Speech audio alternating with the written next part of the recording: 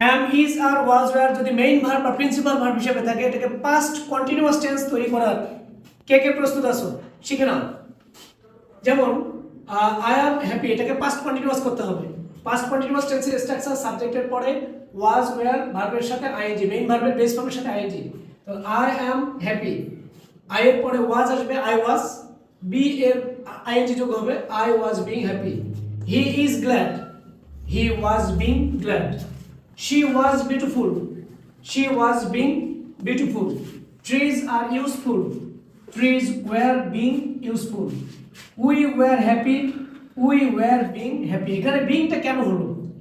বিংটা যে বিষয় হলো দেখো, সাবজেক্টের পরে যেহেতু পাস্ট কন্টিনিউয়াস টেন্স, সাবজেক্টের পরে was অথবা were এর একটা I was, এই am এর বেস ফর্ম কি be, এইজন্য আইএনজি যোগ করতে হবে being।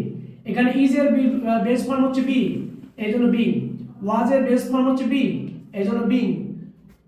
আর এর base form be, being। where এবং এই where এর বেস ফর্ম হচ্ছে be, এইজন্য being। আশা করি ক্লিয়ার। am is আর was were যদি মেইন ভার্ব বা প্রিন্সিপাল ভার্ব হিসেবে থাকে এটাকে পাস্ট কন্টিনিউয়াস টেন্স তৈরি করার কে প্রস্তুত আছো শিখে নাও। যেমন আই অ্যাম হ্যাপি এটাকে পাস্ট কন্টিনিউয়াস করতে হবে। পাস্ট কন্টিনিউয়াস টেন্সের স্ট্রাকচার সাবজেক্টের পরে was were ভার্বের সাথে আইএনজি, মেইন ভার্বের বেস ফর্মের সাথে আইএনজি। তো আই অ্যাম হ্যাপি, আই এর পরে was আসবে আই was, বি এর আইএনজি যোগ হবে I was being happy।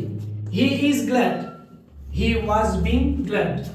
She was beautiful, she was being beautiful। Trees are useful, trees were being useful। We were happy, we were being happy। এখানে বিংটা কেন হলো? বিংটা যে বিষয় হলো দেখো, সাবজেক্টের পরে যেহেতু পাস্ট কন্টিনিউয়াস টেন্স, সাবজেক্টের পরে was অথবা were এর একটা I was, এই am এর বেস ফর্ম কি be, এইজন্য আইএনজি যোগ করতে হবে being।